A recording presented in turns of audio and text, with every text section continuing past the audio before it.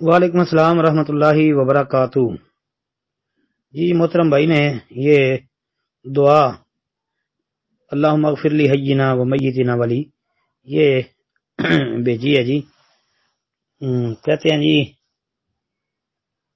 اچھا جی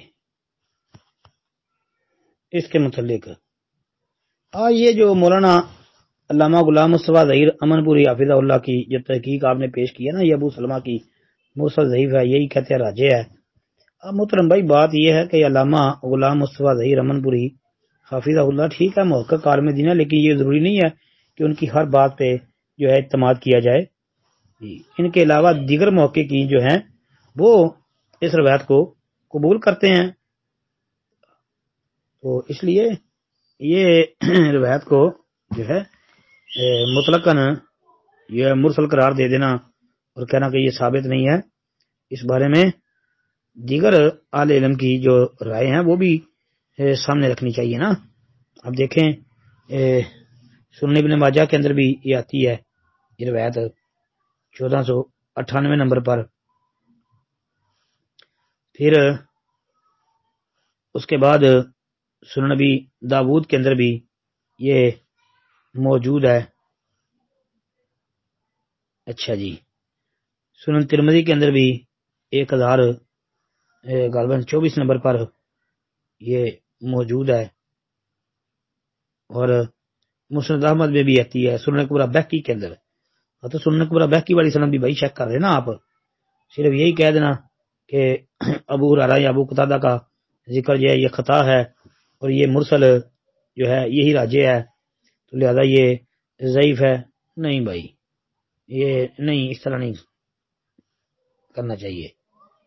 یہ روایت انشاءاللہ حسن ہے جی، حسن ثابت ہے انشاءاللہ اللہ کے فضل و رحمت سے۔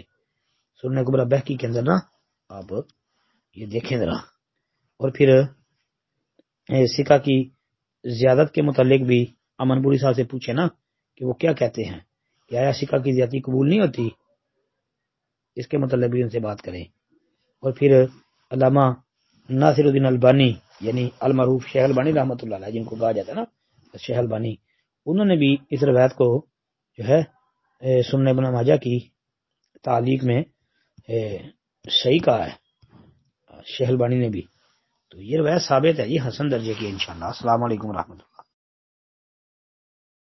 السلام علیکم ورحمۃ اللہ وبرکاتہ۔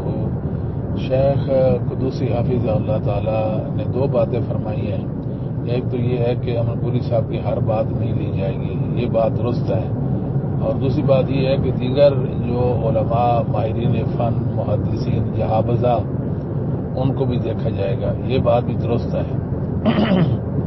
عرض یہ ہے کہ جتنے جہابذہ ماہرین فن اور علل حدیث کے ماہرین ائمہ ہیں وہ تو اس کو مرسل کہتے ہیں کہ ابو سلمہ کے لیے مرسل ہے۔